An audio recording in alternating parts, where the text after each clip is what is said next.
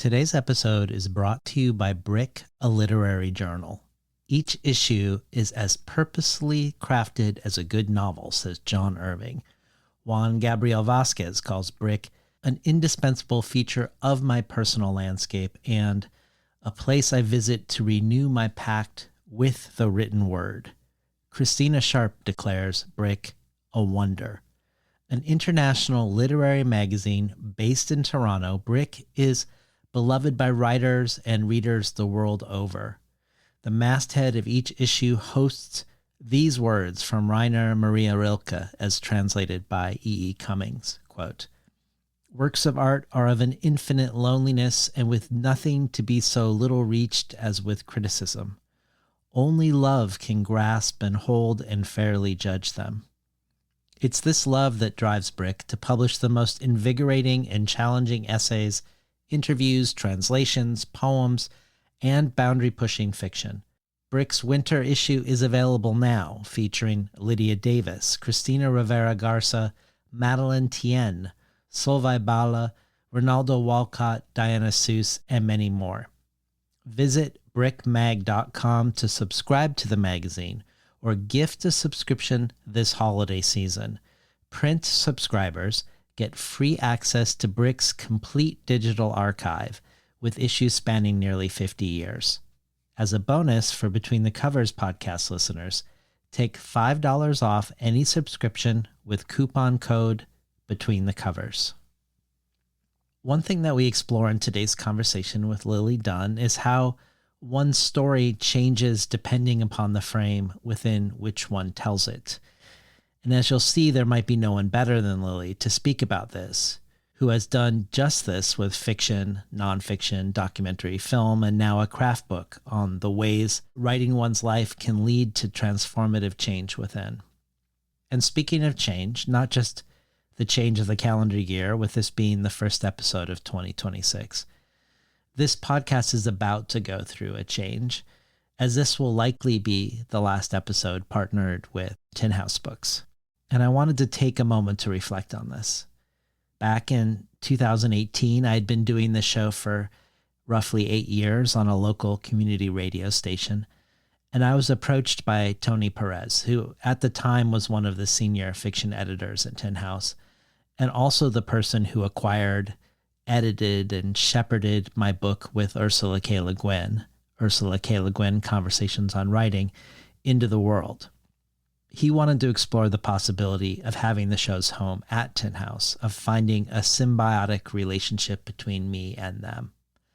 And the last 6 years at Tin House have been just that. And I wanted to first simply thank all the people there who were often doing extra work beyond their normal obligations to help make this partnership thrive as it has.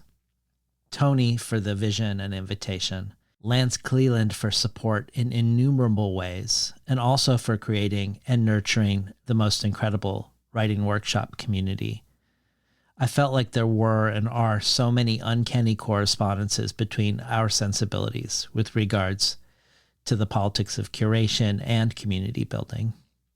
Elizabeth DeMeo, Elisa Ogie, and Becky Kramer, who probably did the most for me week in and week out.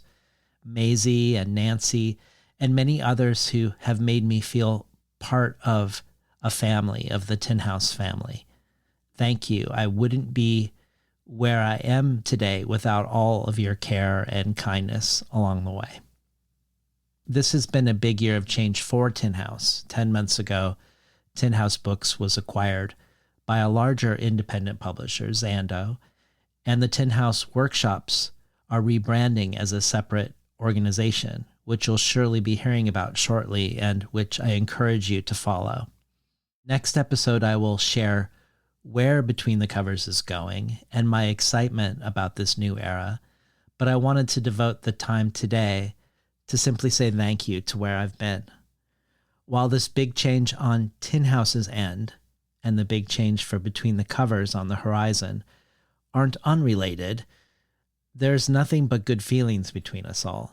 Zando has been a great steward of the show during the past year, and I still love Tin House Books and the people who bring them to us. Writers from Morgan Parker and Tommy Pico to Morgan Talty and Raymond Antrobus, from Gabrielle Bates to Miriam Chauncey to Alyssa Washuda to Zahid Rafiq to Megan Fernandez. So a hearty thank you to Tin House Books and the Tin House Workshop for everything. Before we begin today's conversation, the first of the year and the last of an era, a conversation with Lily Dunn about her book, Into Being, I'll mention that her contribution to the bonus audio archive walks us through one of the writing exercises in the book. This joins craft talks from Marlon James and Jeannie Vanasco, writing prompts from Dinez Smith and Lucy Ives, and much more. You can find out about how to subscribe to the bonus audio and about the many other potential awards and benefits of joining the Between the Covers community when you transform yourself from a listener to a listener supporter at patreon.com/betweenthecovers. And now for today's conversation with Lily Dunn.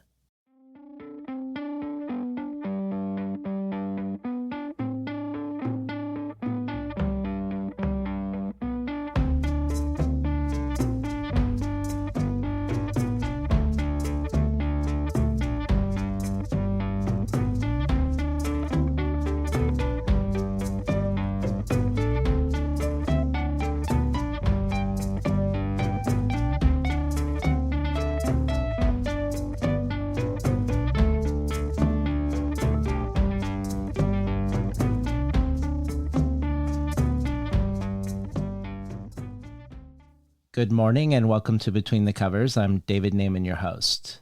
Today's guest, writer, editor, and teacher Lily Dunn, has an MA in creative writing from Sheffield Hallam University and a PhD in creative writing from Birkbeck University of London.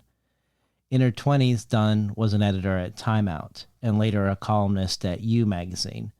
Her debut semi-autobiographical novel, Shadowing the Sun, came out in 2007.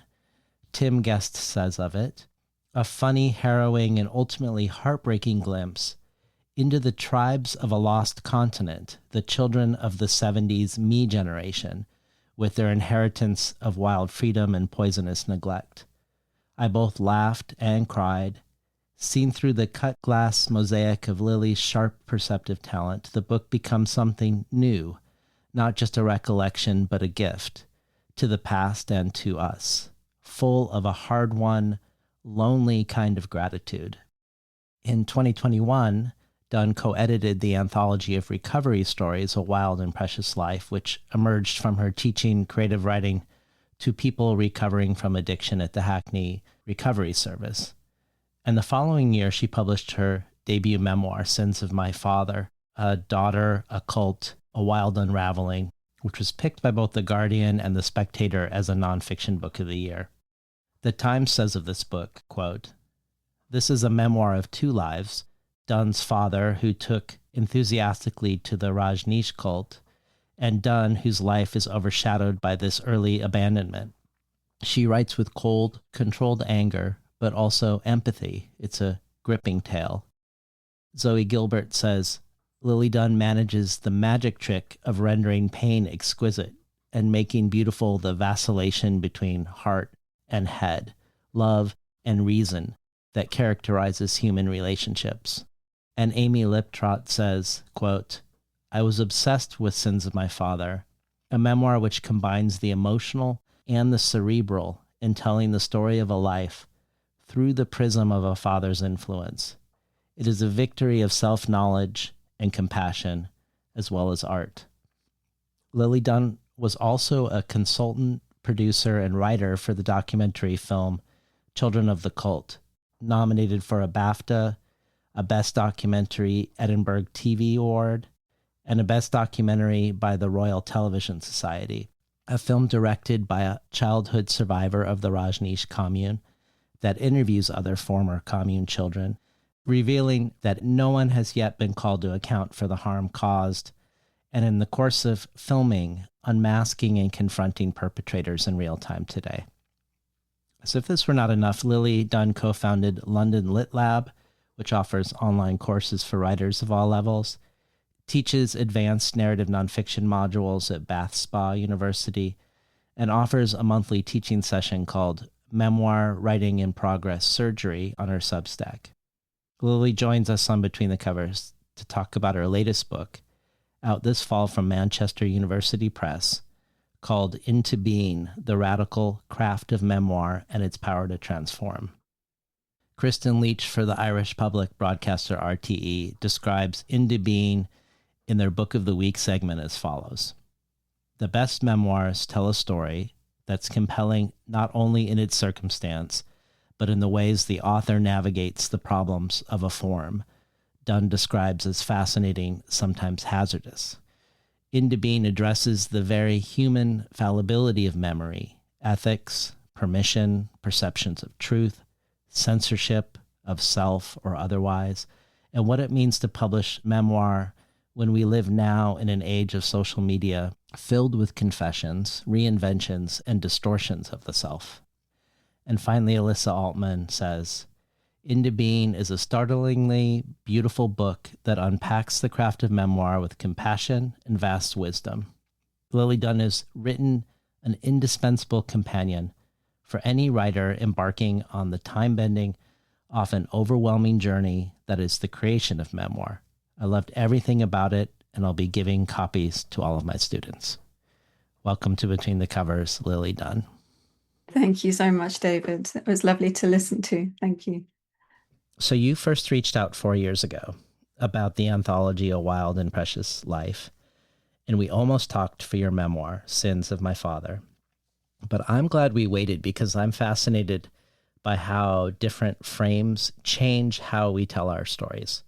That you've now written about the same elements of your life in fiction, then in memoir, then with your participation in documentary film, and finally a craft book, all of which circle the same vital questions you have around your own life and family. Hopefully today we will travel through these different frames and explore what they do and don't do. But as a way to start, I wanted to start with a different frame, a different lens, a cultural or national one. Two things that struck me as possible cultural differences between the UK and the US that I'd love to spend a moment with. In your craft book and your interviews around it, you often refer to memoir as a niche genre. And on Facebook, you call Into Being the only book of its kind in the UK. And this leapt out to me because in contrast, over here, Vivian Gornick's remarkable The Situation and the Story, which you engage with and explore in this book, is from 2002. Before that, in the 90s, was Inventing the Truth, The Art and Craft of Memoir. And after these, there are many, from Natalie Goldberg's Old Friend from Far Away to Mary Karr's The Art of Memoir, to more recent notable additions, Melissa Phoebos's Bodywork and Alyssa Altman's Permission. And in a similar vein, I don't think most Americans would see memoir as niche, but rather alongside novels as the most sought after and marketable of books if we look across genre.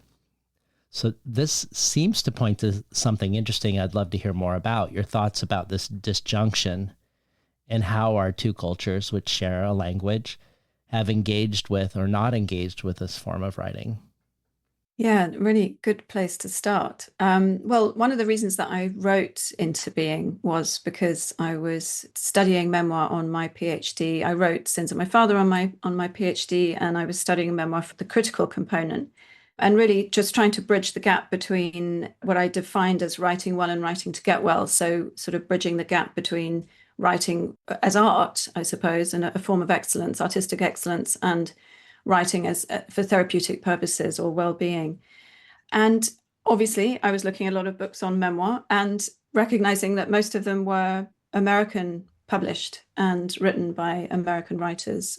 I mean, for one, I looked around for UK written books on memoir, of which I couldn't find any, and I'd be very interested to be corrected on that. I mean, there are life writing books published in the UK, but life writing is broader, as you know. It sort of encompasses biography and autobiography and letters and diaries and all sorts, but nothing specifically memoir. And I sort of reflected on this and realized that I mean, I have always read memoir, but didn't really read it in the early days knowing it was memoir because I was reading it as novels, Mm-hmm. really.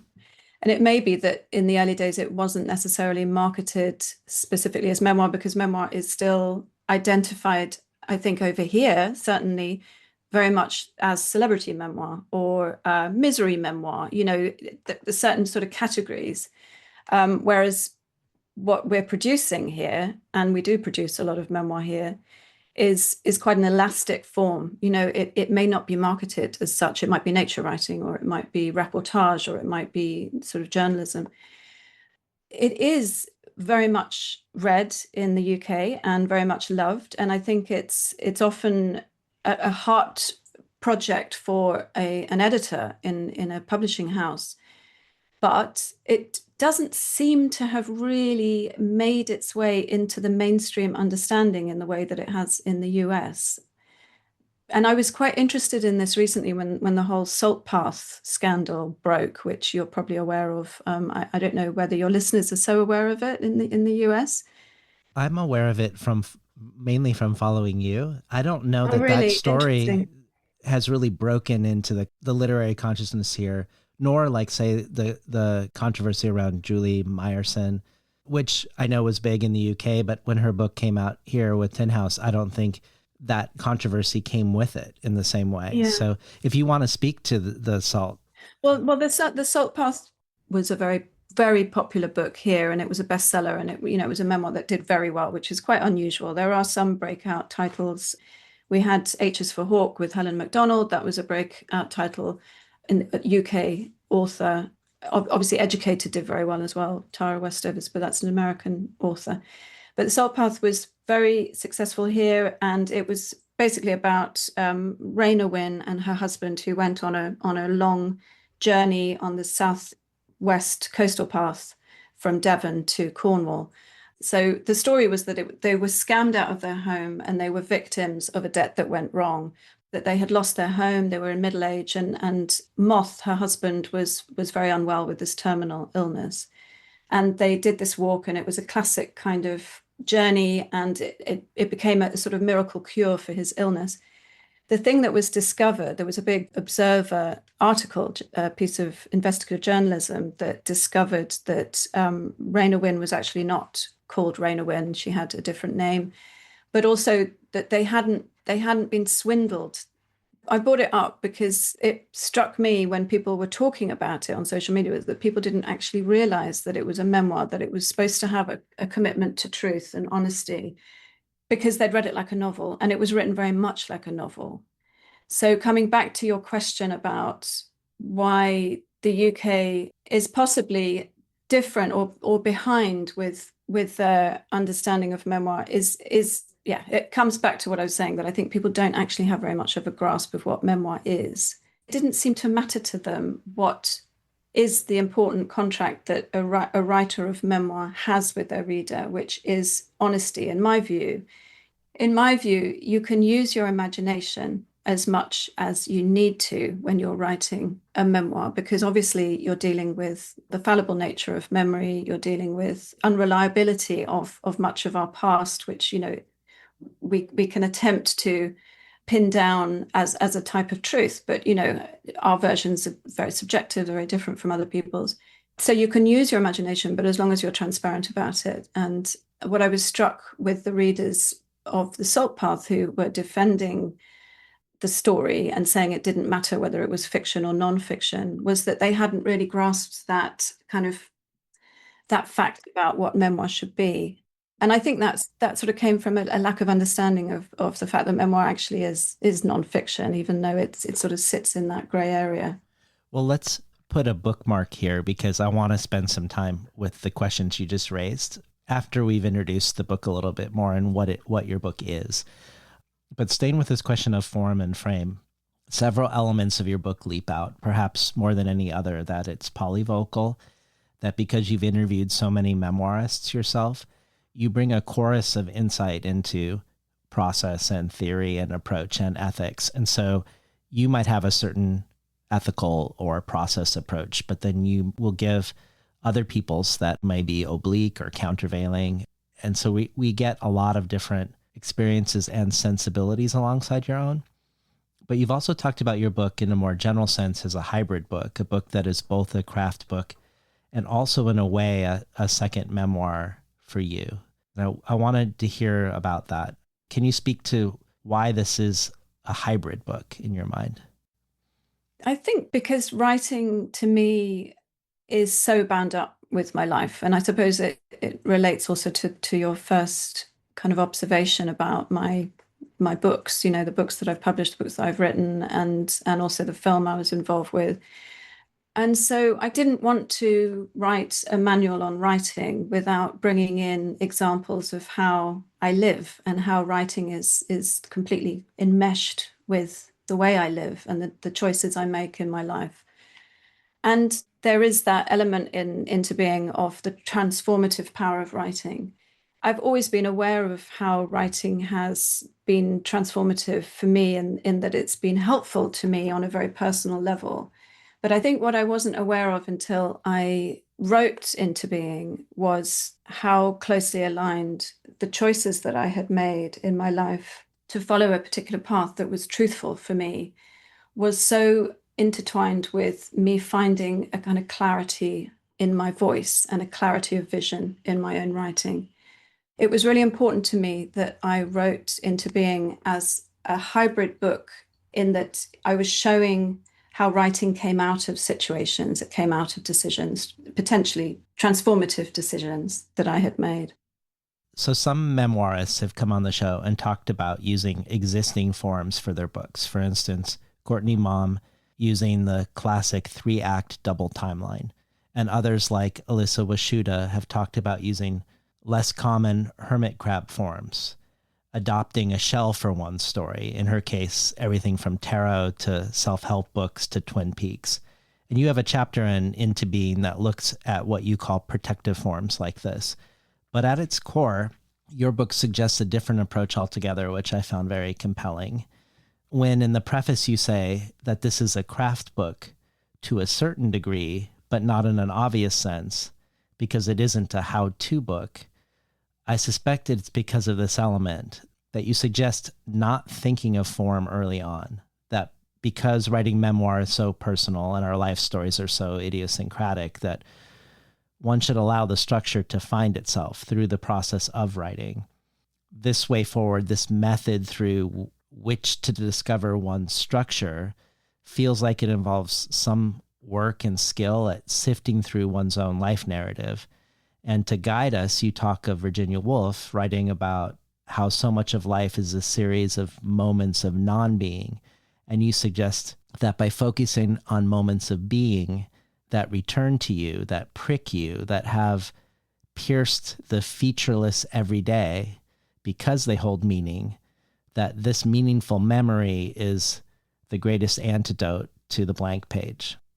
Of course, speak to any of this generally, but I'd also would love to spend a moment with the journey of you finding the form for your memoir, Sins of My Father. So how you found the form, not starting with the form, and also what your meaningful memory was, your moment of being that sort of serves as the well from which to draw forth the book. Yeah, lovely question. So I think memoir is we know it's highly subjective, but it evolves out of a very particular life, doesn't it? So one of the things I argue is that you couldn't teach genre memoir, for instance, in a university module, because how could you create something homogenized from something that's so immensely diverse in the way that different people will approach finding a story within their own lives, their own experiences. So I do tend to encourage my students not to sort of try and pin down a structure, at least until they've written a first draft, because I think the writing kind of finds the story. And I think it's Vivian Gornick who writes about this in her Situation in the Story, brilliant book, Situation in the Story, where she talks about the difference between writing a scene or a situation, or, it could even be a kind of anecdote. This happened, it's a plot point, and finding the story, which is about finding the meaning from that event. It's what does that event illuminate? How do we reflect on it? What do we find out about it? And really the story is embodied in that sort of meaning making. So a way into writing memoir, I mean, obviously is recalling memory, but more interestingly, I think it's this concept of moments of being, which, as you mentioned, comes from Virginia Woolf's ideas of the kind of cotton wool of moments of non-being that surround us in our everyday lives, of getting up and doing the hoovering and having breakfast and things that we just don't remember because they're everyday things. And then we'll have what she calls a violent shock of something that will happen that will embed itself in our consciousness. And the way she describes it is it's there in order to be better understood. So it might come back to us and haunt us through our lives, and I think all of us have these moments, and whether we're aware of them or not is what makes us an artist or not. If you start to engage with the resonances, the things that bubble up in your consciousness, or just come and visit you in your dreams even, then you start to create something. You start to dig into them, and that's when you start to find story. In Virginia Woolf's case, she writes beautifully about this moment when she was in St. Ives as a child, which was her childhood sort of summer home. A lot of her early memories involve her mother, who died when she was 13. And there's this beautiful memory of her just simply lying in a room and listening to the waves, and the blind is moving with the wind, and she writes about the little acorn on the end of the cord of the blind and how it drags across the floor. So it's this very simple memory, but what it is that she remembers, and the reason she remembers it, is it's the feeling that comes with it, which she calls a type of ecstasy. So I was reading this and thinking, wow, that's just so beautiful. And she calls it a sort of foundational memory. And so I started this was me reflecting on my process of writing Sins of My Father. And I suppose it helped me identify some of those early sort of inspiration points for my own writing.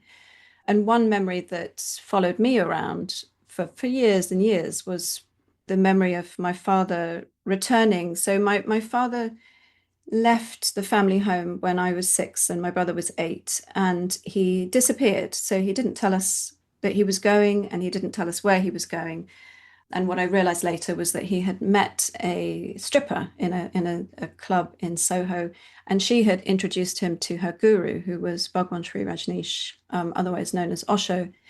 This was in 1979. It was the beginning of his sort of what became this big spiritual movement, which started in Pune in India, and then moved on. When it got so big, it moved to Oregon, to a big ranch that they called Rajneeshpuram. Anyway, my father left in 1979. He got up, packed his bags, and disappeared. And he didn't tell us he was going. He didn't tell us when he was coming home. And he was gone for 6 months. And I just thought he had died. He was there and then he was gone. But the memory that followed me, that I kind of recalled and told to many people that I met through my life, was when he returned. The first time that me and my brother saw him, when he had returned, and we were standing on the curb in Hampstead High Street in London. And he was dressed in the colours of the sunrise. He had a beaded mala around his neck with a portrait of his guru at its centre. And he was bearded. He was very thin because he'd had dysentery. He looked really different. And he had this sort of slightly sort of distant, dreamy look in his eyes.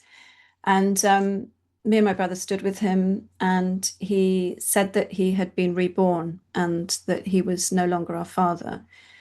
I mean, obviously, this was an incredibly important moment in my life, because in many ways you could say it was an inciting incident, because it was the point when what had come before was no longer, everything was different. The world that we knew was upturned, and also the relationship we had with our father was upturned. But what I realized as I sort of returned to this moment was that there was something else in that moment which was deeper than that. And it was that I looked to my brother, and we both sort of exchanged expressions to each other. And in my mind, we kind of smile at each other.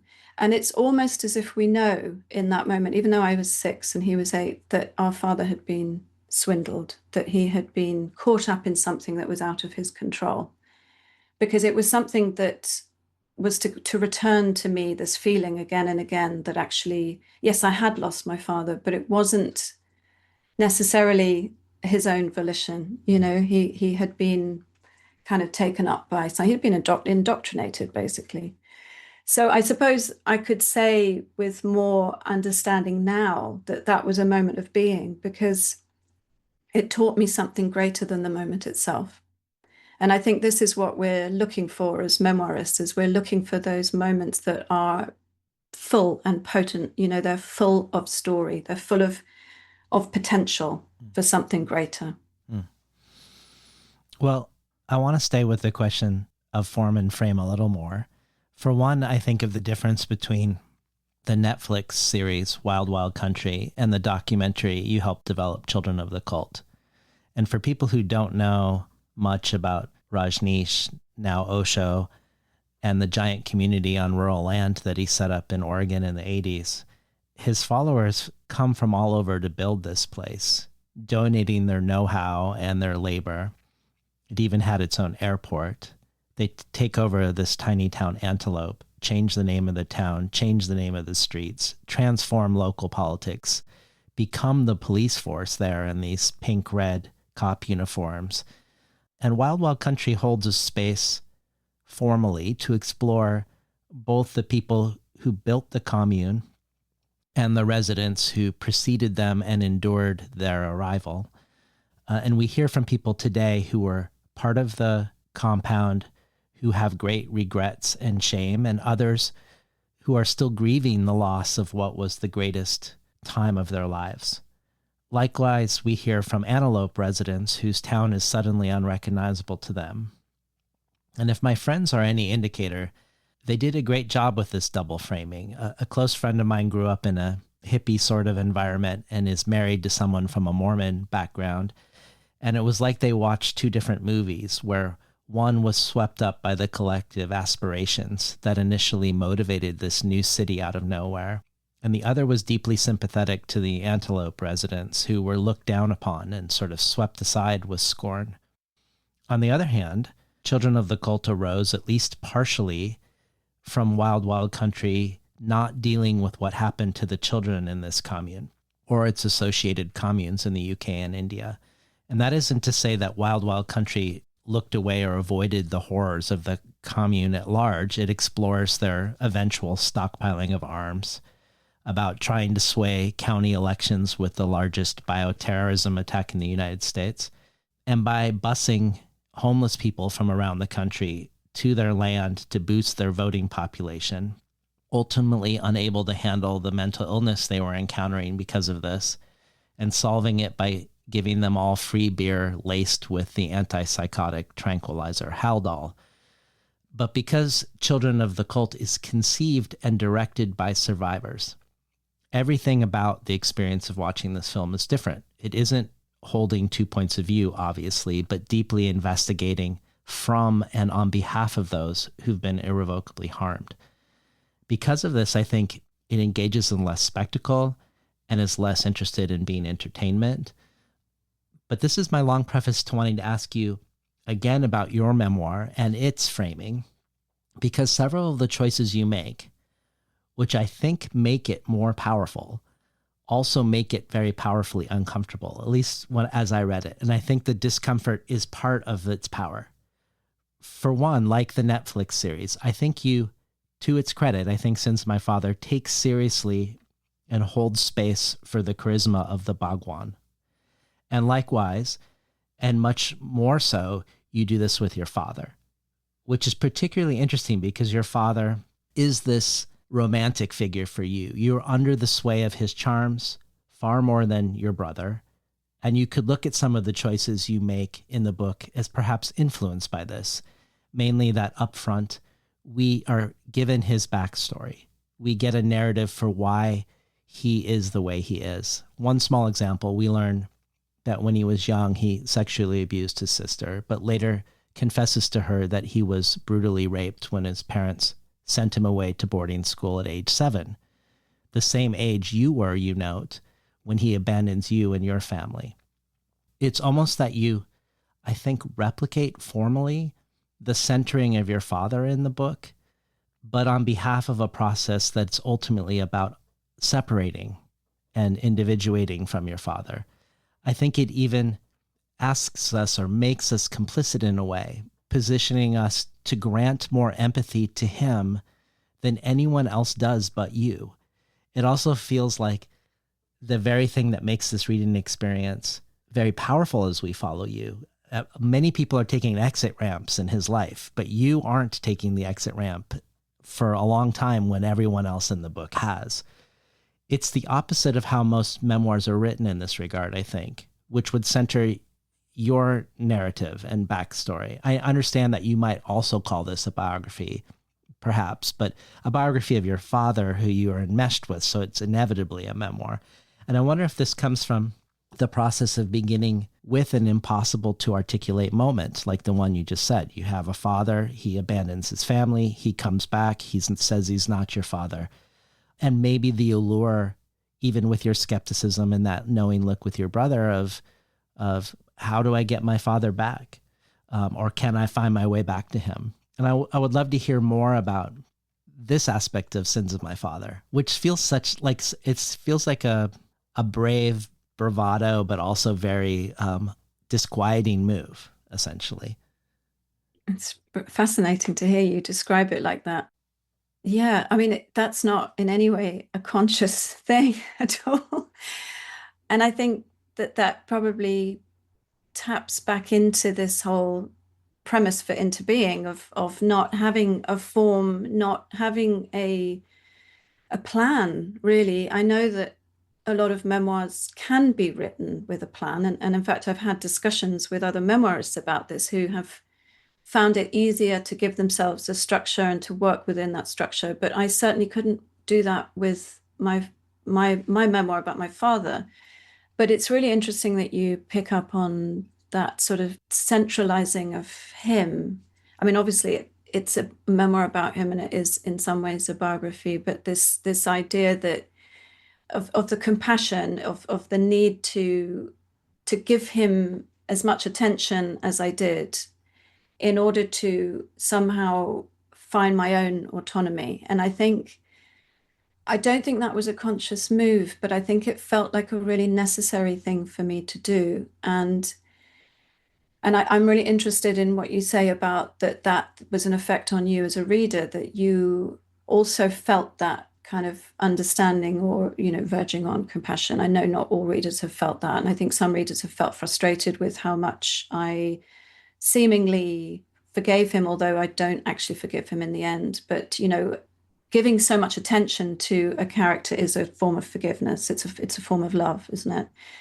It felt incredibly important to me to try to understand him as best as I could. I mean, he was dead by the time I wrote the memoir, and I found that through the process of writing about him, researching, talking to his sister, talking to my mother, he had burned so many bridges. There were so few people I could talk to, but I really needed to mine the ways that I could mine, whether it was reading and researching, watching documentaries, watching YouTube documentaries about the Sannyasin movement. I had to understand I had to try and understand how my father could have obliterated himself to the point that he did, because, he ends up having sort of lived a very impulsive, very nourishing, very rich, successful life, which was also sort of spiritually aware and, a lot of attention on himself and his development. He ended up squandering it all and losing everything and to alcoholism and being deported from the US. And he died on his own on the floor of a B&B in Ilfracombe in Devon, having been deported back to the UK. And I had to try and understand how he had done that. And by trying to understand how he'd done it, I had to understand him. And I know that I understood him so much better through the process of writing that book than I ever could have understood him when he was alive. And that process of doing everything in my power to sit with him for the duration of writing that book, which probably took me about 4 years, I was better able then I was able to speak for myself, which I'd never been able to do before, because I was so sort of subsumed by him and his influence. I was able to find a clarity of voice. I was able to actually evolve beyond and above him almost. It was like I was able to transcend his influence to the point that I could actually put it all to rest. And so, although it wasn't conscious that I was doing that, in that I was centering him to such a degree, I think it was a really necessary thing in my own sort of healing journey. And, which also brought me to writing Into Being, because that really is what that book is about, that there is a therapeutic, if you don't intend to write for therapy, actually there is a very strong therapeutic outcome to crafting a very beautiful piece of work that comes from your life. Well, just as a point of clarification about my experience as a reader, I did find you frustrating. Like, but I thought that was all to the credit of the book. Like, I believe you in the book and now that you needed to do this counterintuitive move of maybe even accentuating the problem of him being so central to your own life in the form of the book in order to find your way through and out. But during it, the experience, I'm like, come on, he doesn't deserve the grace of this backstory. I'm like, come on, Lily, get off the, take an exit on this one. He doesn't deserve your help right now. Center what the impact is on you, because for so long you're not. I actually find that extremely, from an artistic perspective, extremely fascinating. And maybe it's, I mean, also probably more honest to the actual lived experience. But this move of recreating your father's spell, gracing him with backstory that makes us care about him before anything else, to always know that he was wounded, he was harmed, rather than centering the way you were wounded, but then slowly unspiraling it. I wonder if this sort of separation, this carving out of your own voice, as you described it, your own life on its own terms and finding autonomy, if this relates in any way to how you see the writer's journey when you say, quote, the journey to give concrete form to a memory that is otherwise ephemeral allows the story to begin its evolution and its separation from the creator. And I want to hear more about what you mean by fostering a separation between the story and its creator, and why it's important that a separation happen between the story and its creator. I mean, I can't say that it's important because I can't speak for anyone other than myself. But this question was certainly something I was exploring when I was writing Into Being. And it was a question that I asked because I interviewed various other writers who had written and published memoir around the time that mine was published. And it was one of the questions I asked them. And actually, Noreen Massoud was really interesting about this as well. She wrote A Flat Place, which is an excellent memoir. And she talked about how writing A Flat Place helped her to give paper form to something that she'd been kind of carrying around, in a very sort of unformed way. In I think she even says something like with a voice that only she could hear. And to give paper form, I call it concrete form, to create something that you have control over, that you can make beautiful, that you can, I mean, it's a sort of transmutation in a sense, isn't it? That you're creating something new from an experience that you've been living and breathing and perhaps haven't been wholly aware of for much of your life. That in itself can be an incredibly powerful thing, because once you have created this concrete thing, this book, if you want to call it that, you can literally pick it up and put it on a shelf and be done with it. You can pass it on to other people and expect them to take what they will from it, and it exists in its own way. And so I believe in my own experience that can be incredibly kind of helpful for sort of having distance from something that perhaps you've not had distance from, and has actually sort of dictated the way that you've behaved, that it's had such a powerful effect on you, which a lot of us do carry around, these experiences that have not necessarily been positive, that we perhaps have felt victim to. That was certainly my experience. Some people could contradict that and say that actually maybe they don't want to put away that stuff. You know, maybe they want to still carry the memory of somebody inside them and still be affected by it. I didn't want to with my father. I really didn't. I mean, he was so present in my consciousness and also in my writing life that, you know, I was writing a lot of fiction before I wrote, because I wrote I wrote my novel, that my first novel was published, and then I wrote two other novels that didn't manage to get published. But they were all sort of following quite a similar character who was my father. It was like you know, he kept on sort of popping up in all this stuff I was writing. And then so it was only really by writing Sins of My Father, which is a much more direct form in nonfiction. It's much more investigative, it's much more research heavy, it's much more honest, it's much more true. I wasn't hiding behind anything. I was wholly myself, in as much as you can be when you're writing as a character. It was only writing that helped me put that ghost to rest. It was only by writing that I could then turn my back on that part of my past. And I was very happy to. I was very grateful to be able to do that. Well, I want to play a couple of questions for you from others that are both about reactions to writing one's life. And the first is the question about navigating the portrayal of others. Many of the closest people in your life are in your memoir, not just your dad, but your husband at the time, your brother. And I would just say this as an aside about your mom, because she isn't central in any way to the book, but I would call her the hero of your memoir, maybe inadvertently, the way she holds a space for you to have a relationship with your dad, despite how he treated her, to allow you to come to know him and come back to her over many years. I can't imagine the strength that it took, and it was very palpable somehow in the book as an atmosphere the whole time. But our first question is from the author of multiple acclaimed memoirs, Alyssa Altman.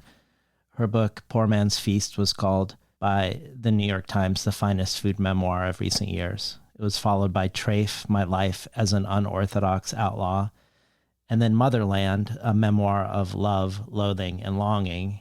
And most recently, like you, she's published a craft book called Permission, The New Memoirist and the Courage to Create.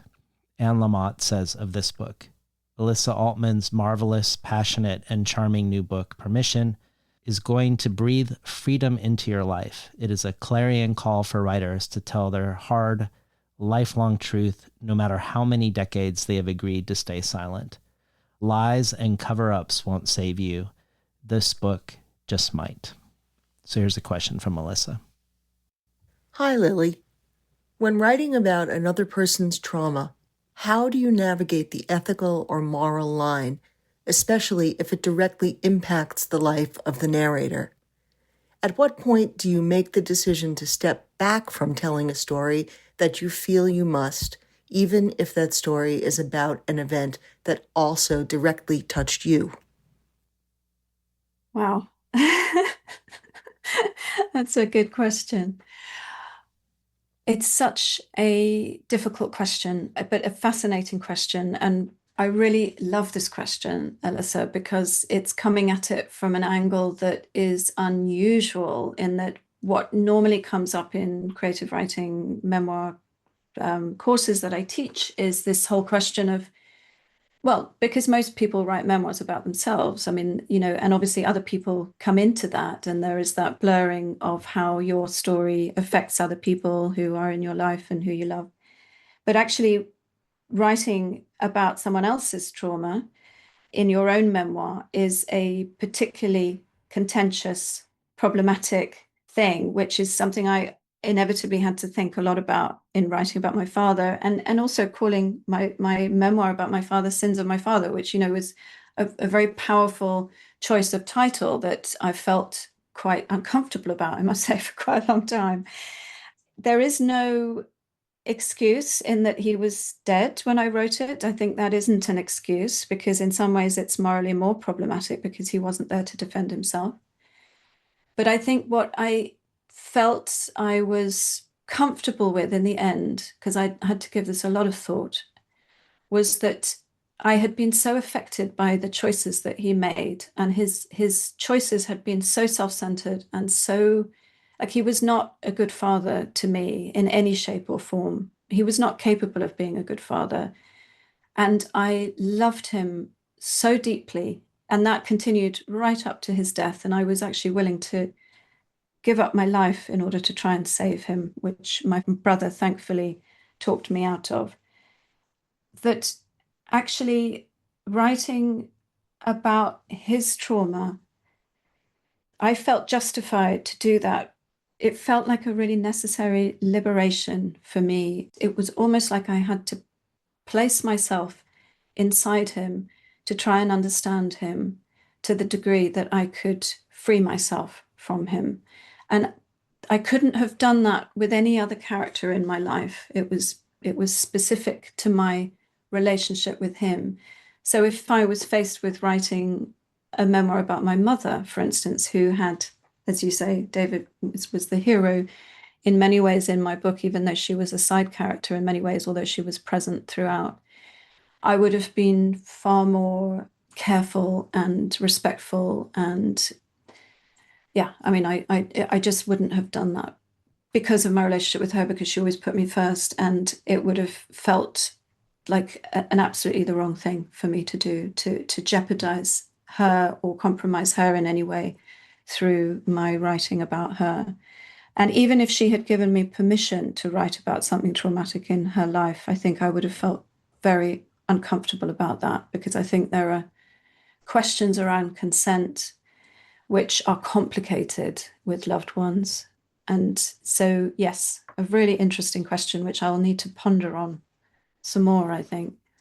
And just to circle back to the polyvocal nature of the book, this one of the places it shines is we get to hear other people thinking through the same question that you just thought through for us with different answers.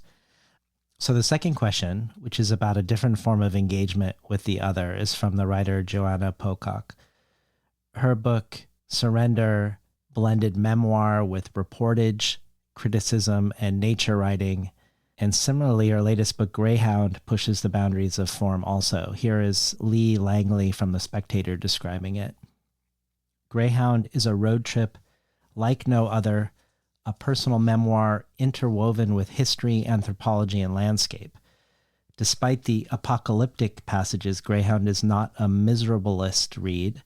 Pocock's rage is infectious and energizing, her prose vivid. In unexpected places, she finds kindness and generosity. There's both darkness and brilliance here.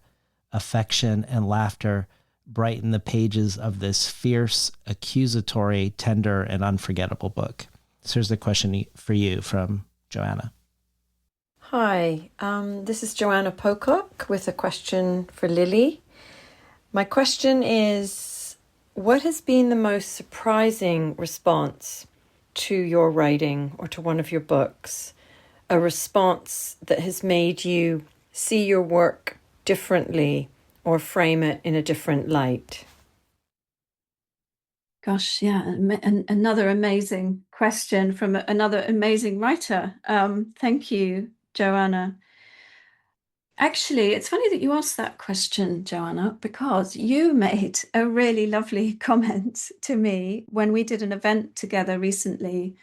And you said that you were really struck by Into being a very generous book.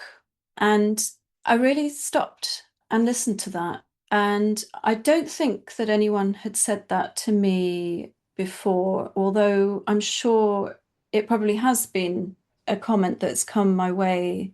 I mean, generosity is something that quite a lot of people comment on my generous spirit. I think I have quite a generous spirit as a person.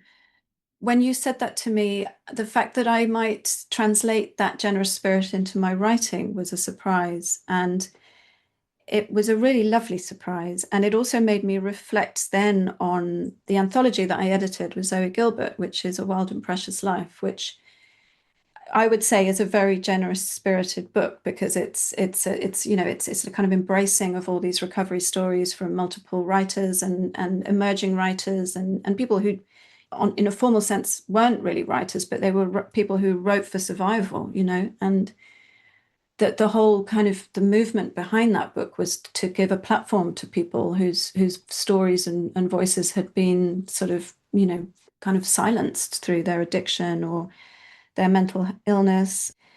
And I think that comment that you made, John, it just really sort of helped me see that actually this generosity of spirit and sort of communal approach to writing is a really important thing to me. And I've taken that into another proposal that I've currently got out with editors and publishers. And I think it's something that I'd like to harness and think more about. So yeah, thank you for that comment.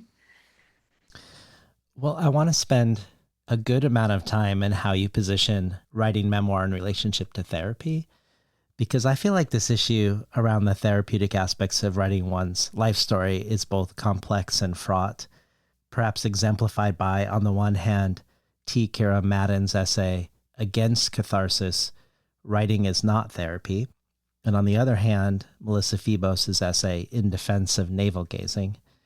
And I also want to stay with this through several questions that I'm going to pose, because I have myself complex, contradictory thoughts about it too. But I did want to start in the first question with a possible contradiction I see in your book. In your preface, you say that Into Being is not a book about writing for well-being. You say that if there is a therapeutic outcome, it happens accidentally. But I would argue that, other than those brief passages, in the lion's share of the book, you do speak of a non-accidental therapeutic aspect of writing. And here are just a couple examples out of many. You talk about how you've always leaned on writing, as you also have today, to help you through major transformative decisions.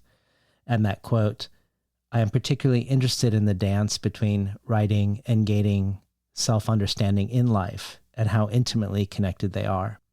And if I could bring life to difficult experience, find meaning in pain, make it beautiful by turning it into story, and if it wasn't working, I could simply start again.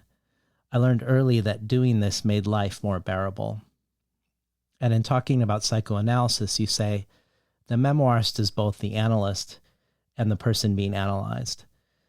There are countless other examples in the book that twin what you find compelling about memoir to what it can do for one's relationship to one's own life. But before you answer this, I'm going to put some skin in the game and talk about one of my meaningful moments of being and how I see it in relationship to my own writing. You talk about writing down key moments in one's life, noticing which ones quicken the pulse when you remember them. You say they might be the most difficult to articulate, but nevertheless, that these memories are a good place to start, which I really love, that this place where there's almost like an unavailability of language is maybe the place that writing should begin. When you write this, of course, I think of your dad abandoning your family, coming back half a year later from India and saying he's not your dad, different clothes, different beliefs, the mystery of that gap, and the enticement of the possibility of a return to a relationship. Maybe even experiencing a renewal like he did. So one of my moments of being is my wife, Lucy, and I were in Varanasi, India, on a third day of a trip in 2010. We were at a Hindu ceremony with thousands of people that was bombed. One moment I was among throngs and throngs of people. The next, I'm waking up, having been blown to a different position, standing up alone in rubble looking for my wife, who looked asleep, curled up either unconscious or dead among concrete blocks. I still to this day don't know how long I was unconscious or why we were there alone or what happened to the thousands of other people. I read about the stampede, the people who died, but I didn't experience any of it. It's a gap that's filled with surrogate memories. But my way of contending with an irresolvable mystery and trauma, a rupture in the narrative of my life, like yours, was to write. For the longest time, I wrote into this gap, or I circled this gap in my writing explicitly. But even now, with many years behind me where I don't write about this event at all, it still shows up in significant ways. For instance, Lucy and I both have new eardrums constructed by cartilage grafts taken from our outer ears. And last year I was invited to write for an anthology called creature needs, writers respond to the science of animal conservation, where every writer is given a research abstract to create art in relationship to. So something very far from a bombing in India. But mine was a study about whether we could reintroduce two endangered species into the same lake, the green cutthroat trout and the boreal toad. But it ended up becoming about cross-species listening and the differences anatomically in how fish hear, amphibians hear, and how we hear. And similarly, the bomber who claimed responsibility was a young Pakistani doctor whose email to the press had the subject line, "Let's feel the pain together," which feels strangely like one way I think of as a frame for this show. But all this to say, I can't imagine navigating my trauma without writing, so I'm not against a therapeutic frame around memoir writing, but I feel a gap or a tension or a contradiction between your book as a whole and those early lines that seem to contradict the book it is introducing. And I guess I would love to hear, or I would love to spend a little time in that gap together and unpack that tension, if there is one, between writing a book about memoir writing whose very subtitle talks about its power to transform, and yet cautioning us that this book isn't about writing for well-being.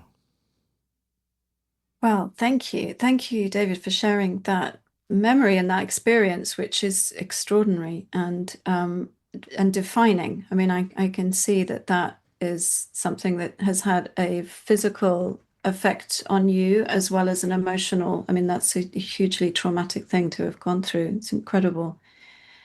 Yeah, I mean, it comes back to what I was saying on the doctorate that I was doing. The PhD was really about trying to bridge the gap between how we perceive writing for well-being, writing for therapeutic purposes as a form of therapy, compared to this kind of concept of writing well, which is crafting a piece of work that, towards publication. And I think it is worth noting that if you venture into a project, like you want to write a book or an essay, or, and you're a published writer, you're not doing it for therapeutic purposes. I was avoiding writing. It was my supervisor on my PhD who suggested that I write a nonfiction account of my father's life. And my first response was like, no way. Why would I want to do that? I keep on returning to him in my fiction. Why do I want to keep on returning to him and spend the next 3 years writing a nonfiction account of that? I didn't want to do it. I didn't want to dig up a whole load of stuff. I didn't want to put myself through it. So I wasn't looking for that outcome. So I think it's worth differentiating the difference, because writing for well-being, if you go into a creative writing class that is solely for that purpose, and you're doing it to somehow sort of exercise an experience, the instructors will be very much leaning towards not wanting you to be self-conscious to the point of wanting a readership. You're doing that solely for your own purpose. And that's very different from crafting a piece of work. And Into Being is very much directed at the crafting. But my argument is that actually it's not so much that initial splurging. It's not so much that initial kind of raw experience that we all put into our journals. That in my own experience, it's not just that is helpful therapeutically. Actually crafting, researching, living with, seeing things from different perspectives, embodying other characters, all of that can really change one's perception, change one's relationship with that initial experience.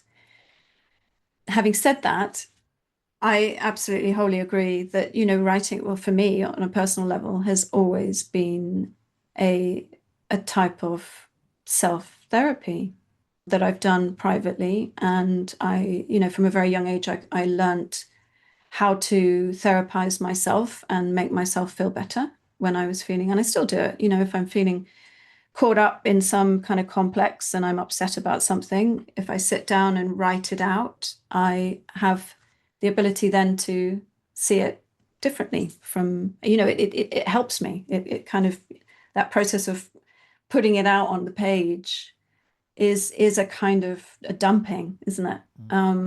I found even more compelling, not the putting it down on the page, but you quote someone else as calling it symbolic repair, which I think is less about putting it on the page and more about how you have some sort of autonomy over how you shape it once it's on the page. This is the argument of the book, is that it's not just that initial splurge. I think the initial splurge is important for sure, but actually, yeah, finding symbol, crafting, making beautiful. I mean, I remember also this ties into Alyssa Altman's question about ethics. My mother, when Sins of My Father was published, I remember her saying to me that she would have found it a lot more difficult if it hadn't have been so well written. And I thought that was really interesting, that I think it's Philip Lepate, or it's one of those writers who says that beautiful prose begs forgiveness. And I really believe that. You're creating something new out of something that is embodied, and that can only be, I mean, it's the same when writing fiction or poetry. It can only be a restorative process. I think the initial splurging can actually re-traumatize often in some cases, but you get beyond that when you craft something. You're detaching yourself from it, and that in itself can have a therapeutic outcome. Well, we have a question for you from one of our foremost thinkers about memoir writing, Melissa Febos. Her memoirs include Whip Smart, The True Story of a Secret Life, Abandon Me, for which Febos appeared on this podcast in a really incredible interview, her craft book, Bodywork, The Radical Power of Personal Narrative, and most recently, Dry Season, a memoir of pleasure in a year without sex. I wanted to share an exchange between her and Lily Dansinger that relates to my last question and perhaps can serve as a preface to hers. Lily first quotes Melissa from her essay In Defense of Navel Gazing, the lines, "I am done agreeing when my peers spit on the idea of writing as transformation, as catharsis, as, dare I say it, therapy." And then Lily says, "This idea really struck me. I've so often found myself getting defensive when people assume that my writing must have been cathartic. I want to push back and say, no, it's art. But you make such a good case in this essay for why it can be both." And Melissa says, "When my first book came out, there was a total onslaught of people being like, oh, so cool that you published your diary, when I had worked really, really hard to make that work of art. And I did the reactive thing, which was to be like, it wasn't therapy, it wasn't cathartic, it was an intellectual work, thereby reinforcing what I see as a sexist binary between emotional and intellectual work. But those things weren't mutually exclusive, and I never felt great about agreeing that they were, especially as I kept writing personally, because it was so obviously cathartic for me. It was so clearly saving my life." So here's a question for you from Melissa. Hi, David and Lily. It's Melissa Febos. First of all, congratulations again on your beautiful, thoughtful book, Lily. So many people are going to appreciate it. When I published Bodywork, it was a little shocking to me how hungry people were for craft writing on personal nonfiction. And I know they're going to be so grateful and lucky to have this book in their arsenals. And I also can't wait to be a fly on the wall of this conversation between you two. And I'm honored to interrupt it momentarily with an inquiry of my own. So here's my question, and it comes out of my own experience of writing memoir, but also of writing a nonfiction craft book. Did this book exercise something from you the way your memoir did? I mean, in the book, you beautifully quote Woolf describing how To the Lighthouse came to her like blowing bubbles out of a pipe, one idea bursting from the other, and how after the novel was done, Woolf's mother ceased to haunt her. And I've had this experience after writing memoir and essays, and I know you have to some extent too. We've talked about it. But personally, I did not expect writing a craft book to also free me from an obsession or set of obsessions. But ultimately, I found that it did. And I'm wondering if you've experienced that also. Wow, I love that question. Thank you, Melissa. And so lovely to hear from you. I value our conversation so much. It's just been wonderful to meet you and talk to you about craft. Thank you. What a lovely question. Yes, I love that quote from Virginia Woolf, and I use that in relation to the experience of writing Sins of My Father. As you say, it really was like that for me. It was a sort of laying to rest. Into Being is a funny one because, and I keep on saying this to myself, even I don't even know where the title came from, and it's such a perfect title for the book, and it feels like it kind of emerged out of nowhere. And of course, it didn't emerge out of nowhere because it has emerged out of 10 years of me teaching memoir. But in a sense, it has emerged out of nowhere because it is what I live and breathe and do. And the book was commissioned and I wrote it quite quickly. I've never written a book so quickly in my life. And so it sort of came as quite a surprise to me. So in a way, yes, I think you're right. I didn't expect it. I didn't expect a craft book that has evolved out of my teaching to be a transformative book in itself. But because of the nature of how it has emerged and also the responses I'm now getting from my readers, it is also holding that power that Sins of My Father certainly held, and is becoming a transformative book in itself. And the thing that's coming to mind at the moment is one of the events that I did here, actually at my local bookshop in Bristol. I had a brilliant audience. I mean, I had so many people attend. I've never done an event with so many people, so many engaged people. And when I was signing books afterwards, I had someone come up to me with tears in his eyes because I had said something that resonated so much for him, which was about giving him permission to write his journals, which he had been doing, for much of his life. And he was particularly upset and emotional about it because his father was dying of dementia. And he had realized that by writing his journals, he had been collecting memories that his father was now losing. And there was something so profound in this. And I realized just sitting there that actually it's almost like I'm speaking to more people than I spoke to with Sins of My Father, because of course I'm talking to people who write as a practice in their journals, and it really matters to them. And it's making concrete their memories, their lives, these experiences that are otherwise lost. And yeah, so in answer to your question, Melissa, I'm very much still at the beginning of this process of talking to my readership, but it's certainly proving to be quite a transformative book. Yeah, thank you. Well, there's some things in Sins of My Father and the documentary Children of the Cult that I think beg for a psychoanalytic frame. For instance, that your dad wrote a book about enlightened parenting called Wonder Child, or that at Medina, the UK branch of the commune, it was the children who cleaned and cooked, and the adults walked around in pajamas, fondling teddy bears and speaking baby talk. It feels like Freud would just be speechless seeing these moments. But thinking about Melissa Febos's assertion, one that I agree with, that writing can be therapeutic in art, I also wanted to speak to the countervailing thoughts that I have. For one, how if writing is only looked through a therapeutic lens, which is definitely not true with this book, so I just want to make that clear. But if writing is only looking through a therapeutic lens, it can, at least for me, feel like it closes something down or flattens things that are particularly powerful about art. I notice this as a listener when you appear on more therapeutic-oriented podcasts, when you're being interviewed by someone who's a therapist or a psychologist or a cult expert rather than a writer. I'm sure these are good shows for their non-literature focused audiences, so it's not a critique of the show on its own terms. But when they use the word narcissist for your dad or the word cult for the commune, they aren't wrong on either account. But it feels like in that context, it's the conclusion and completion of something in a therapeutic lexicon, but where it really does very little in a literary one. For instance, in the communes, sexual freedom was everything. And the Children of the Cult goes into this in quite great detail.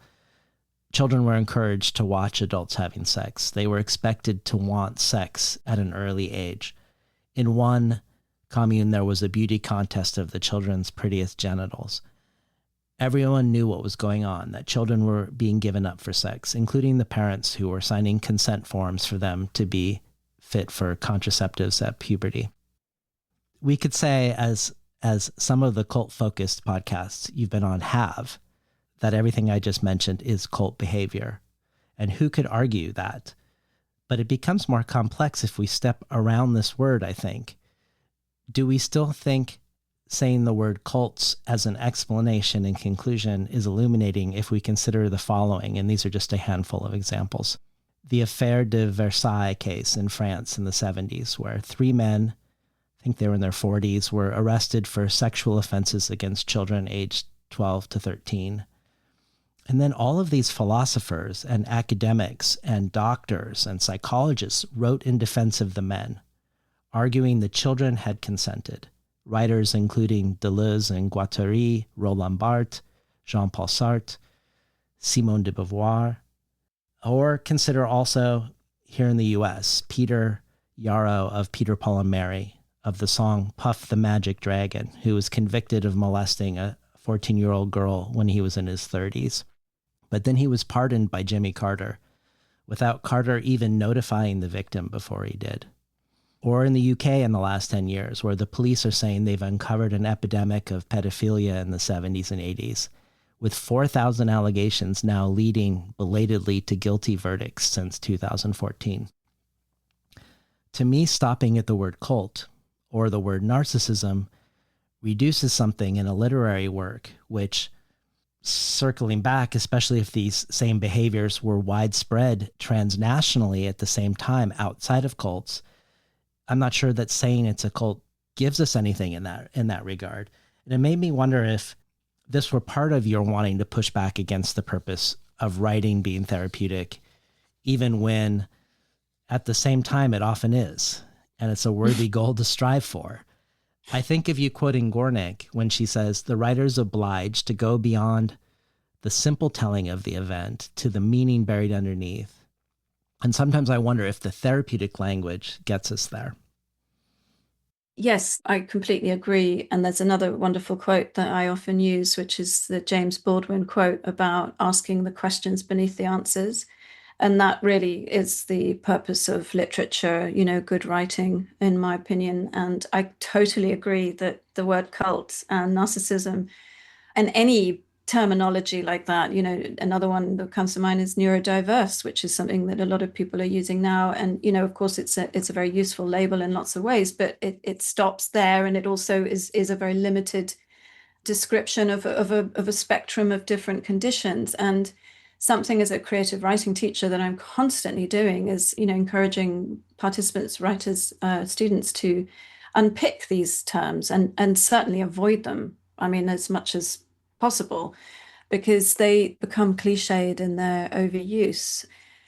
It's a problem, isn't it, with the world that we live in, because I think commercialization sort of brings terminology as well. And Children of the Cult was not necessarily a title that we were that keen on for that documentary, because I don't know if I've even used the word cult in Sins of My Father. I really kind of tried to actively avoid using it, because at the time it wasn't a cult, and that wasn't why people were seduced into it. And it's far more interesting to see it as the spiritual movement that they perceived it to be, to understand how they could have got entangled in such a terrible, I mean, from the perspective that we see it now, a terrible situation where so many of them were complicit with what was happening, but not realizing that they were. And that in itself is a complex situation that is full of story. And so, yes, I agree with you that, of course, there is that therapeutic element to writing, but it doesn't stop there, and it mustn't stop there. And that's why the craft and the sort of important questions that come out of writing are so much a part of it. Talk to us about the photos at the beginning of each chapter, photos of notes, napkins, and envelopes, and also about how you employ writing exercises in the book. Well, the photos were my editor's idea, and really because I talk about how, I mean, this goes back to that whole thing of kind of writing as a means of survival, I suppose, or a means of better understanding oneself or working out conundrums that we come across in our lives. But any writer will relate to this, that need in the moment to write something down, an idea or a thought, or if you're caught in some kind of complex upset and you're not able to function, which was often the case for me when I was in my youth, in my teenage years and my 20s and almost into my 30s, where I was so bound up in some horrible sort of anxiety about something, often a man in my life, that I wasn't actually able to function in my day to day. I wasn't able to speak eloquently. I wasn't able to engage. I wasn't able to listen. And in that state, in that anxious state, I would turn to whatever was close to hand, whether that be a napkin or an envelope, or if I was lucky enough to have a notebook or a ticket stub or the back of a receipt, and I would scrawl my thoughts or my feelings, and often that would help alleviate that sort of anxiety. So my editor was really keen to kind of include some of these scraps in the book, and she was also really curious because I kept hold of all of my scraps. And so I've got shelves and shelves of all my notebooks and my diaries, and my notebooks and diaries are packed full of scraps of paper and Rizzlers, whatever it was that I was writing on. And I suppose again that was just a really sort of nice thing that the editor had picked up on and acknowledged something that I just thought was normal. I just thought, well, why would I not keep all of these scraps of paper? But reflecting on it, I realized actually the reason I kept them was because I really honor it. It matters. It matters. My relationship with my writing matters. My relationship with my past matters.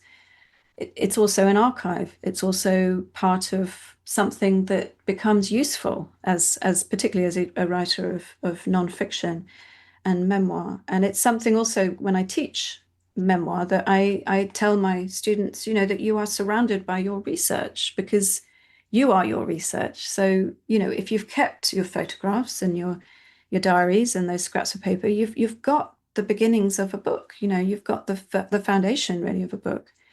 So yeah, it's something that I really value. I mean, I would be devastated if somebody came in and took all my notebooks away and tore up all my scraps of paper. And what about the writing exercises? I just think it's really nice to have craft books with writing exercises, isn't it? It's something that people can use. I think it opens up the readership to teachers as well. So it's not just people who are wanting to become better writers. It's also people who want to teach. I just wanted to share the writing exercises that I use. And I enjoyed doing that part, actually. It was really nice. I really liked it too. Well, one aspect that I particularly love about this book and also want to test your thoughts about is the role of imagination in memoir. So let's return to the bookmark from the beginning. Your memoir, Sins of My Father, opens with the line, I imagine that the fog had lifted, that it was a bright morning when my father finally dragged himself from his bed. And part of you writing that memoir involved asking your mom details about her life before you were born as well, and also looking at old photos and then imagining from those photos. So talk to us about both the use of novelistic tools in memoir and also about the role of imagination within writing the true story of one's life. Memoir is not testimony, is it? It comes back to that question of what is memoir. And actually at the beginning of my book, I tried to define what memoir is by saying what it isn't. And it's not autobiography. It's not the facts of the life. It's the reimagining of a life is one way of putting it, I suppose. It's an aspect of a life. It's often thematically driven. And really, we're trying to find the story out of the life, which again comes back to the kind of moments of being that we talked about before. So there's no way around not involving the imagination. We're not writing anecdotes. We're looking at the meaning beyond those anecdotes or beneath them or through them. And so we have to engage the imagination to try to bring out what that moment, what that situation illuminates, what it has the potential to teach us.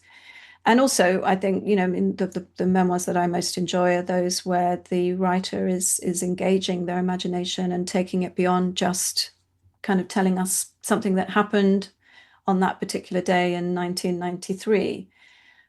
So I think once we embrace that and realize that we can use our imagination, it expands the form immeasurably, and it becomes this very sort of flexible thing that can move into poetry, creative nonfiction. It can move into reportage. It can move into aspects of fiction as well.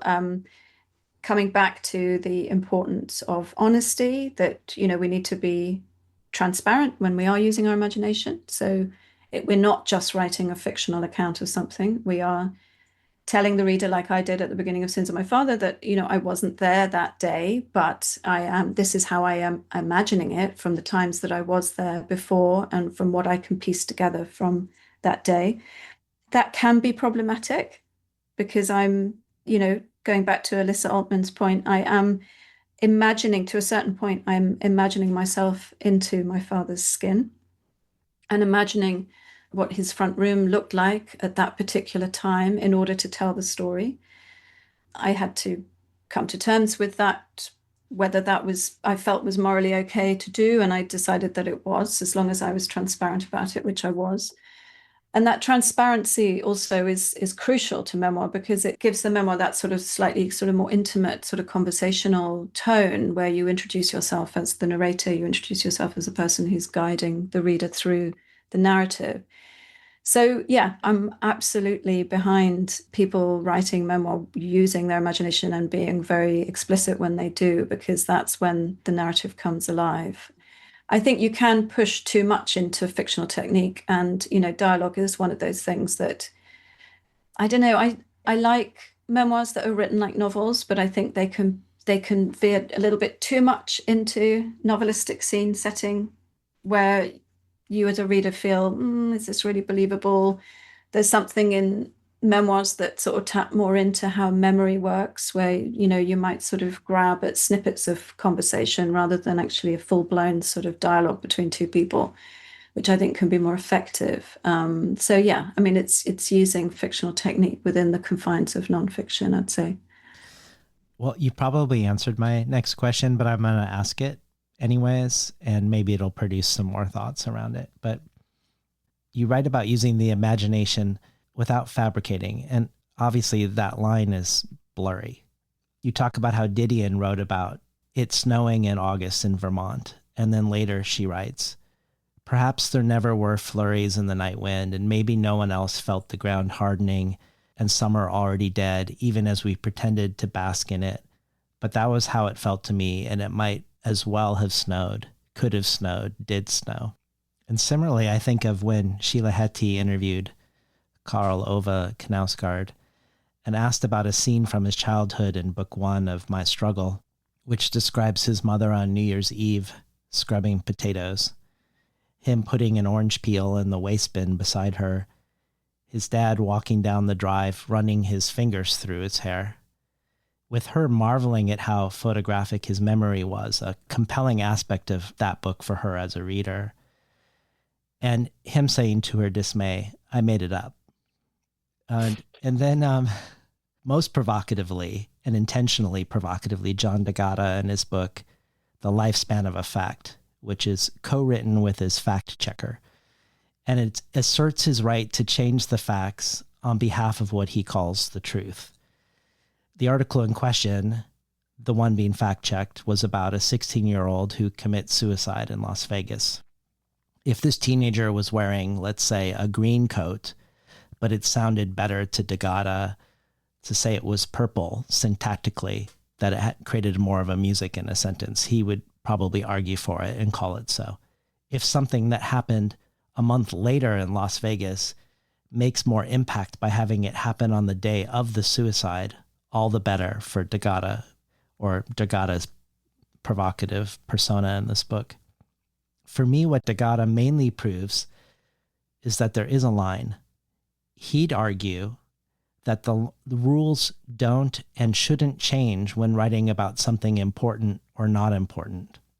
But I'd argue we're beholden to our subjects and their lives, that D'Agata is beholden to this boy and his family if he's going to write about them. It's less clear to me with Didion and Knausgaard that it matters in the same way. But I guess I'd love to hear more about imagining without fabricating and what imagining without fabricating means to you. Gosh, yeah. Well, I think in the case of Didion, it's about the feeling, isn't it? It's about what summer felt to her. And when one conjures the image of snowing in August, it's quite clear that that's an emotional response to however she's feeling at that time, in that place, what she's observing. Yeah, I mean, imagining without fabricating, to be honest, I'm not sure that that I'm capable of imagining without fabricating. Like one way I might take your thought into what I just put forth is maybe Knausgaard could say, I don't know that it happened that way, but I could have legitimately imagined it happened that way, which is different than Didion, who's saying it probably didn't snow, but it felt like it snowed. And then it's different than Nagata, who knows that it didn't happen that way, but doesn't care. Yeah, yeah. I don't know. I mean, going back to that image of me standing on the curb when my father came back from India, that image had come back to me so many times. And I had told it throughout my youth and my teenage years, often to, boyfriends, to try and get sympathy, whatever my motivation was.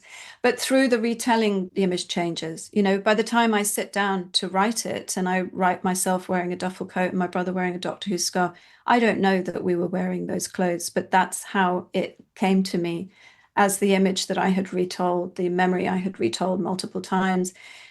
Actually, thinking about it now, there is a photograph of me with my brother and him wearing his Doctor Who scarf, not at that time. So I think inevitably these memories all merge into one anyway.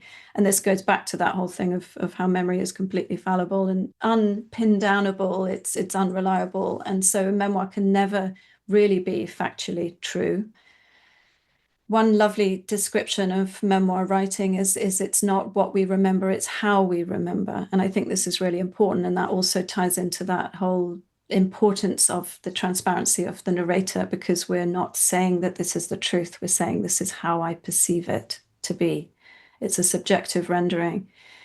So in terms of the imagination, going back to that point, standing on the curb, when I was asking the questions beneath the answers, as James Baldwin so eloquently put it, I was exploring the emotion that I wanted to unearth from that moment. And so that's where the imagination starts to kick in, and you start to look for symbol, because the symbol helps articulate the thing that you want your reader to take from that.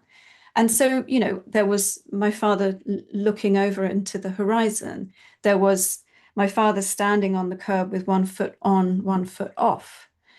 He was between two worlds, and again, through Sins of My Father, there was a motif that repeatedly came back, which was of my father standing on the boarding school step, when he was 7 years old, and crying because his parents left him there.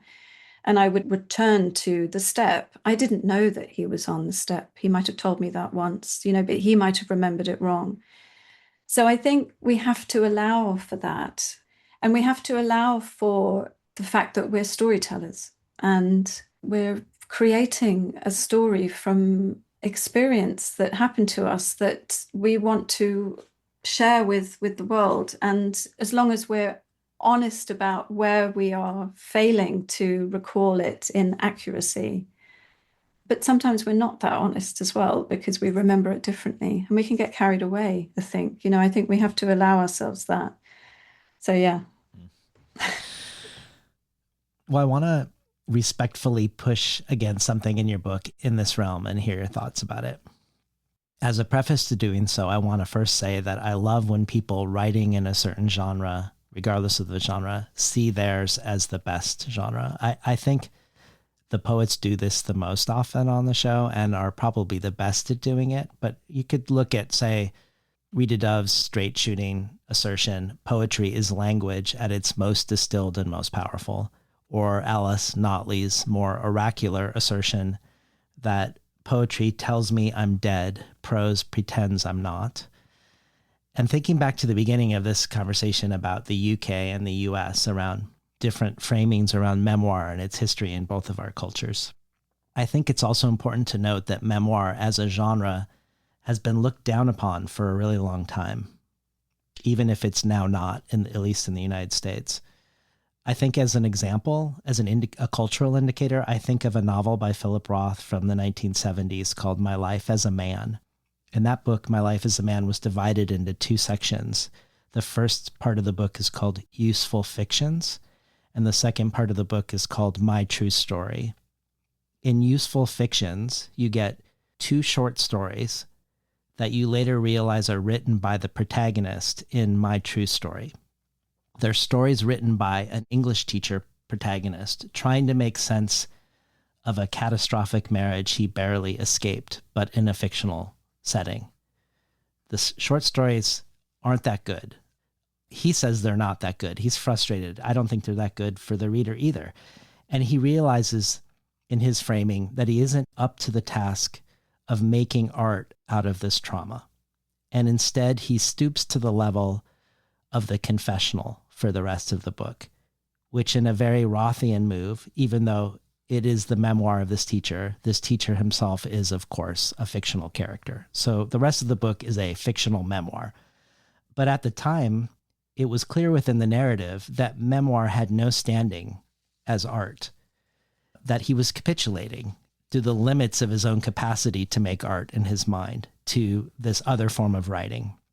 And of course, there are misogynist and perhaps even classist undertones and overtones to the dismissal of this genre through the decades.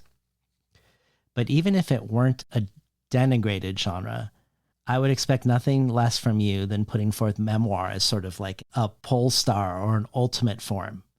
But the one thing that I resisted in your book, it's just a tiny passing thing, is the notion that not just for you, but more generally, that fiction might be a place to go when you aren't quite ready to write the truth of your life.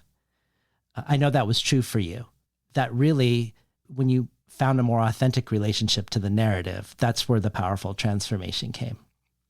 But in the book, when you haven't done enough work to see one story and speak it in a clear-eyed way, perhaps you could go to fiction as a protective form, like some of these other forms.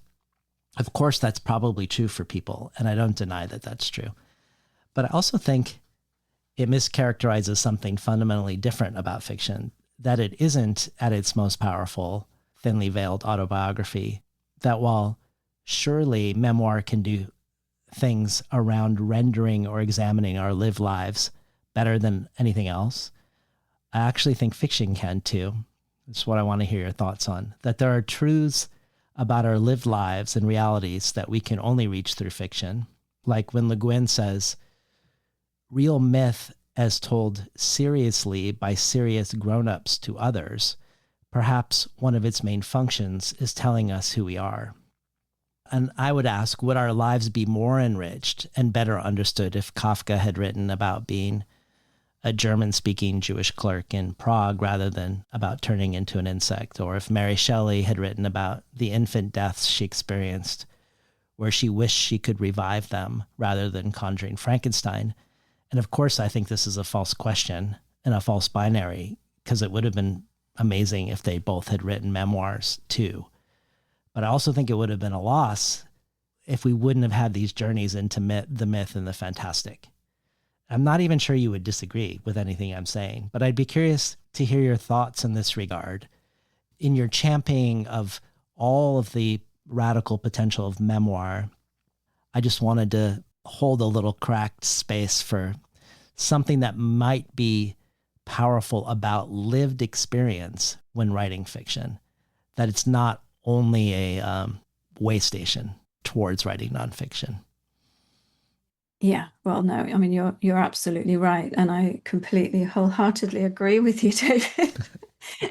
I think, yeah, I mean, in my case, I had to write memoir. I had to find the strength and my voice to sort of to write honestly and clearly about something in order to put it away. And so it's a very limited sort of experience of fiction, because I was in my own fiction, I kept on, as I mentioned before, I kept on being drawn back to writing the same characters. It was like I was sort of haunted by this unprocessed experience that I'd had with my father dominating my life, and I couldn't quite get beyond it. So that was very much my own personal experience. And I know it's the experience of other writers who, some of which I interviewed for the book. Richard Beard talked about it in relation to his brother who drowned when he was a child. And a form of his brother kept on coming into his fiction until he wrote his memoir, The Day That Went Missing, and was able to sort of properly exorcise it, properly interrogate it. So it's a very particular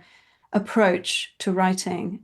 If I was to write fiction now, I think I'd approach it in a very different way. And I would love to have the opportunity to sort of throw my imagination into it in a very freed way and in a very metaphoric way.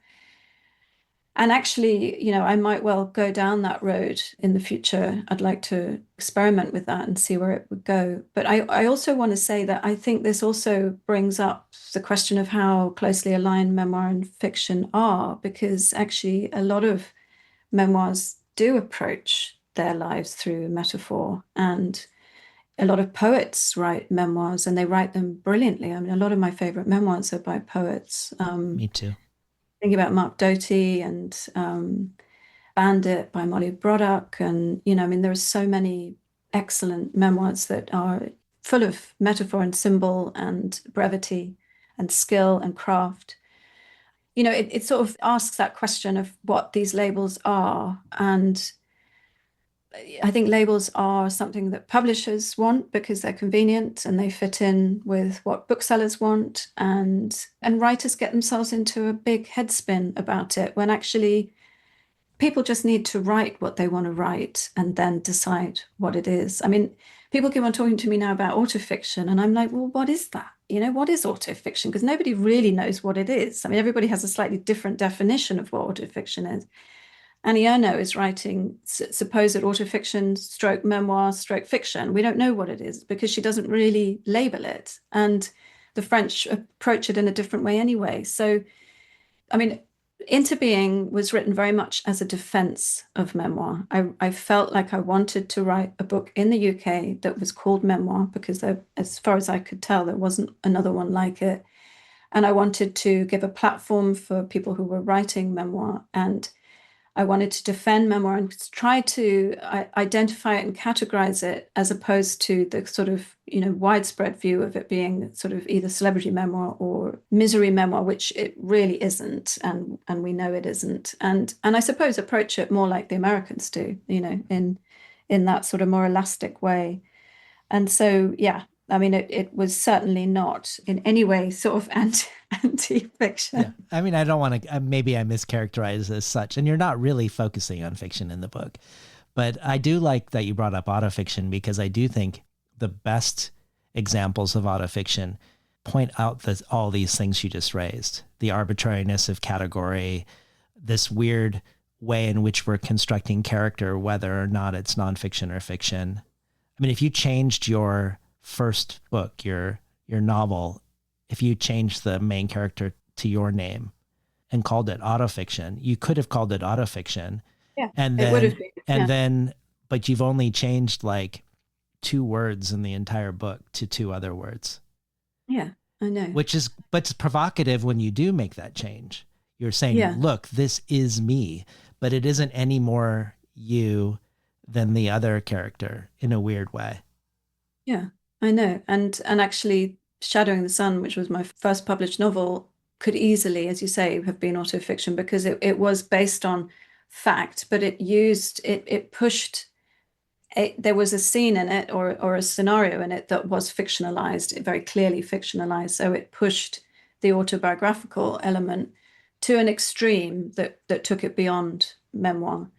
And I think that's one way of defining autofiction, and also sort of more explicitly, sort of, if you bring in magic realism or the fantastical fiction or something that's overtly fictional. And I think it is a really interesting dynamic way of writing. I think it's wonderful to try and combine fiction and real life in that way. I think it's wonderful.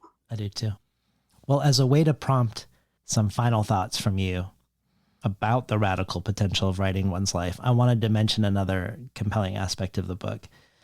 The potential for writing one's personal story, what is often denigrated as navel-gazing, a potential for it to counterintuitively break out from the individual into something more collective, a liberatory force that isn't only psychoanalytic, but perhaps even sociological or communitarian.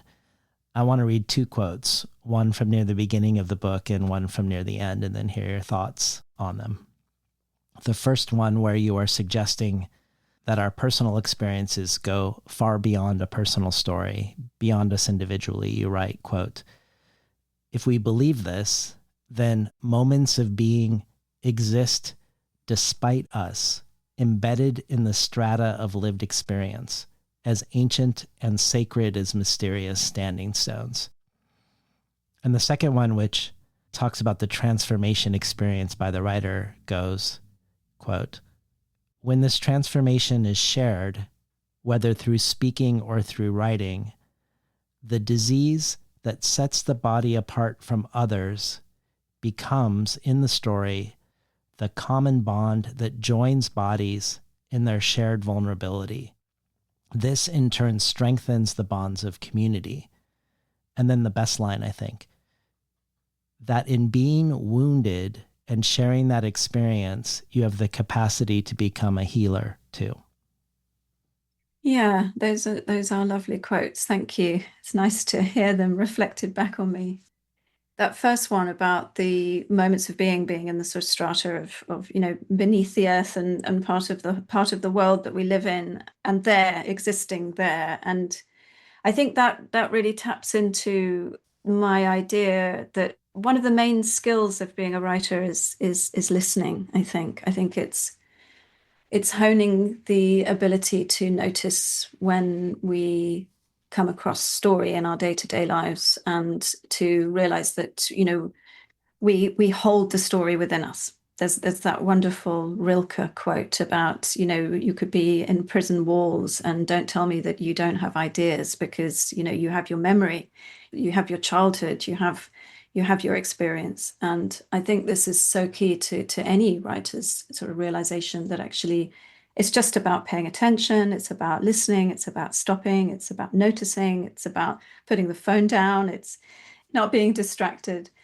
And the more you do it, the more you see the potential for a story in everything, really.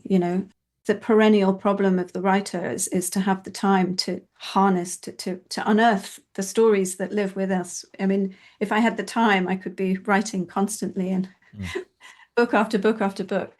And that also that feeling that there's this sort of innate structure. It's almost like there's an innate story that we all hold as well. I think that's the other thing about the writer's experience, is that you start to see story where perhaps other people. I mean, one example of this is my mother recently had a terrible car accident, which, there was nothing good and nothing lucky about it at all. But because I'm a writer, I mean, it's also partly to do with the way she's raised me to be very kind of optimistic and positive in my outlook.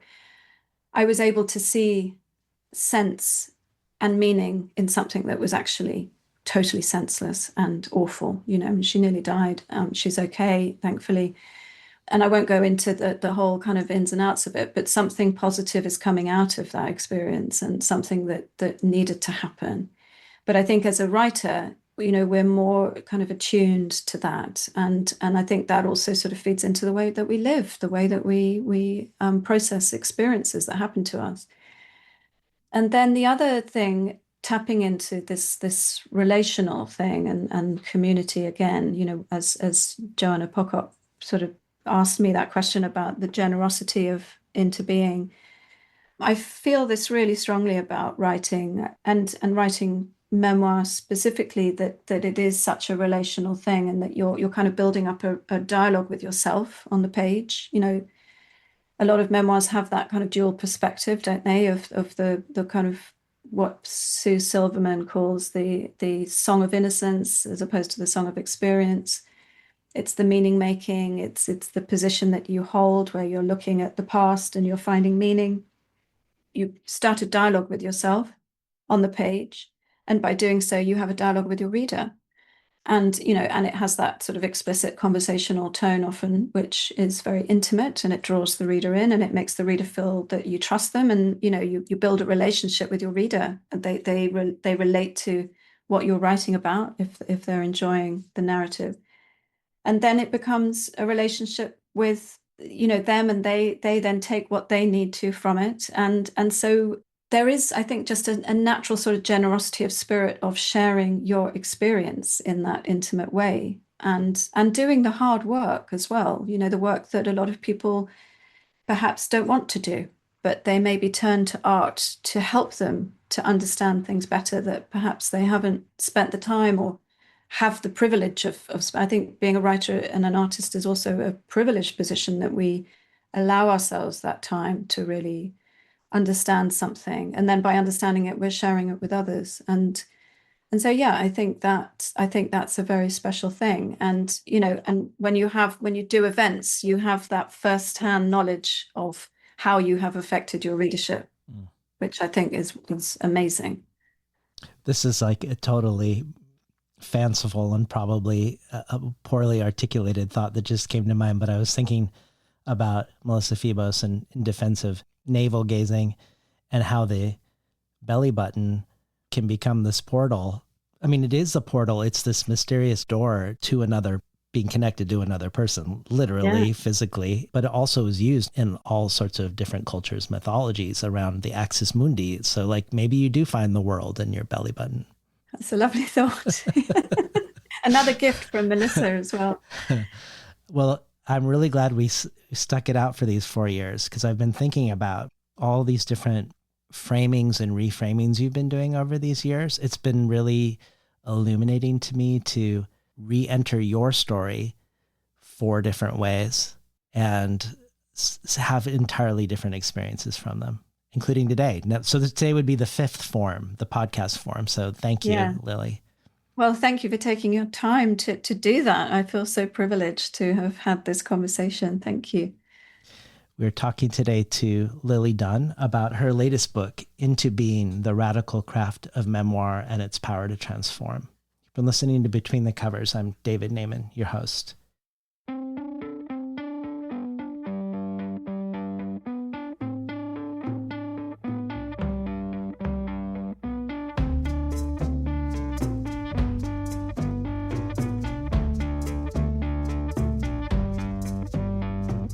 Today's program is recorded at the volunteer-powered, non-commercial, listener-sponsored, full-strength, makeshift home office of me, David Naiman. You can find more of Lily Dunn's work, including her not-to-be-missed Substack, at lilydunn.co.uk. And if you enjoyed today's conversation, consider transforming yourself from a listener to a listener supporter by joining the Between the Covers community. Every supporter can join our brainstorm of future guests, and every listener supporter receives supplementary resources with each conversation of things I discovered while preparing, things referenced during the conversation, and places to explore once you're done listening. In addition, you can choose from a variety of other things as well, including the bonus audio archive with a wide variety of contributions from past guests, whether Lily Dunn walking us through a writing exercise from her book, Hasmina Barrera reading Elena Garro, Omar El Akkad reading Jory Graham, and much more. You can check it all out at patreon.com/betweenthecovers. Or if you prefer a one-time donation, you can do so by PayPal at tinhouse.com/support. I'd like to thank the Tin House team, Elisa Ogi in the book division, and Becky Kramer in publicity. Finally, I'd like to thank past Between the Covers guest, poet, musician, composer, performer, and much more, Alicia Jo Rabins, for making the intro and outro for the show. You can find out more about her work, her writing, her music, her film, her teaching at aliciajo.com, ALICIAJO.com.